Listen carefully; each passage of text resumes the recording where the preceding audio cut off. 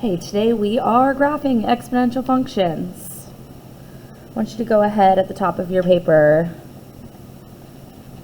and write this out, just like we've been doing every day. F of x equals a times b to the x, where a is your y-intercept and b is your ratio. It's going to be super important for the y-intercept part because then we know exactly where we're starting. Notice that I have drawn you a t-table for every single one of these, and I want us to be filling them out. And I want your x values to always go -2, -1, 0, 1, and 2. It's going to give us just a pretty easy way to see what's happening here on the graph, and I'll show you how we can work with that. Okay, we should already know that when x is 0, f of x is going to be at our y-intercept, and we know our y-intercept is the first number that comes out, so that is going to be 5. So I know that I'm going to be starting right here on the y-axis at 5. All right. The common ratio tells me that we are multiplying by 1/2 as we move down the table. So 1/2 of 5 is 2.5, and then you divide that by 2 again, and that would be 1.25. If I am dividing as I go down the table, I'm multiplying as I go up the table. So 5 times 2 is going to be 10, and then 20. So when I graph this at -2, this guy's going to be up here at 20.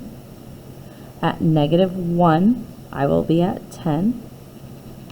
At 0, I will be at 5. At 1, I will be at 2.5, which should be right about there. And then at 2, I'm going to be at 1 1/4. And remember that exponential functions are curves. So when I draw this, it is going to kind of curve here. And it's going to go down like this. And then it's going to go down there. Now, this exponential function is never going to cross this x-axis. Okay, it won't. It's going to skirt very, very, very close to it. But make sure when you're drawing your graphs that it does not cross that x-axis. All right, let's look at number 2. 5 times 2 to the x. So my x table is going to go from -2 to +2. My y-intercept here, again, is 5, so at 0, we're at 5. And then my common ratio is 2, which means I'm multiplying by 2 down the table. So 5 times 2 is 10. 10 times 2 is 20. Now, if I'm going to go backwards from my y-intercept, I'm dividing by 2. So 5 divided by 2 is 2.5. And then that divided by 2 is 1.25. So this is just going to be a backwards version of number 1. So let's see. At -2, I'm at 1.25, which is going to be here. -1, I'm at 2.5. 0 is at 5. 1 is at 10.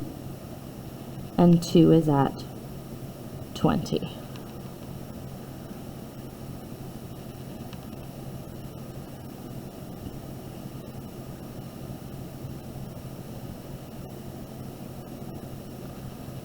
And there is my graph. Again, going to get very, very close to the x-axis, never going to pass it.